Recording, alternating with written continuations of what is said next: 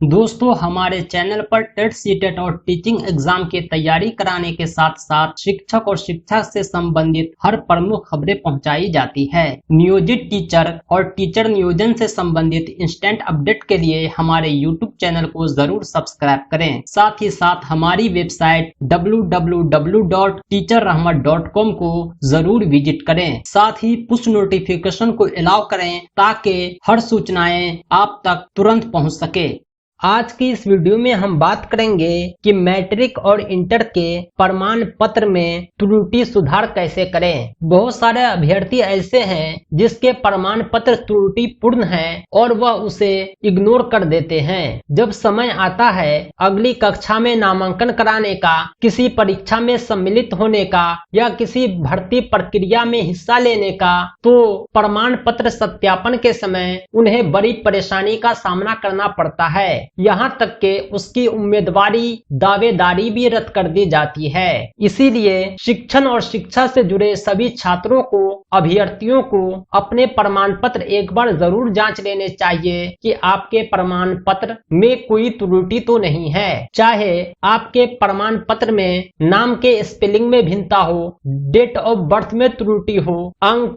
Division, address आदि की गलती हो। आज के इस वीडियो में हम बात करेंगे कि इन त्रुटियों का सुधार कहां और कैसे होता है, कौन सी प्रक्रिया को अपनाकर आप आसानी से सुधार करवा सकते हैं।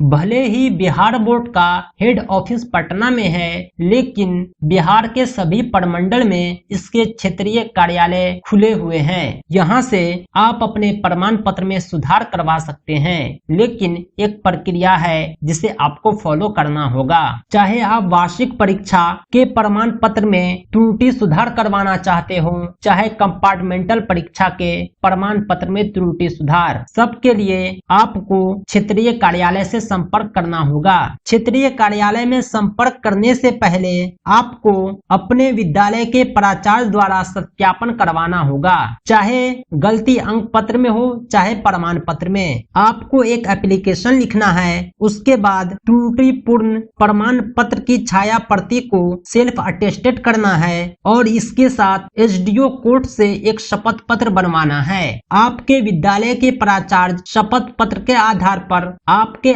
आवेदन को सत्यापित करेंगे। सत्यापन के बाद आपको संशोधन के लिए निर्धारित शुल्क अपने प्रमंडल के क्षेत्रीय कार्यालय में जमा करना होगा।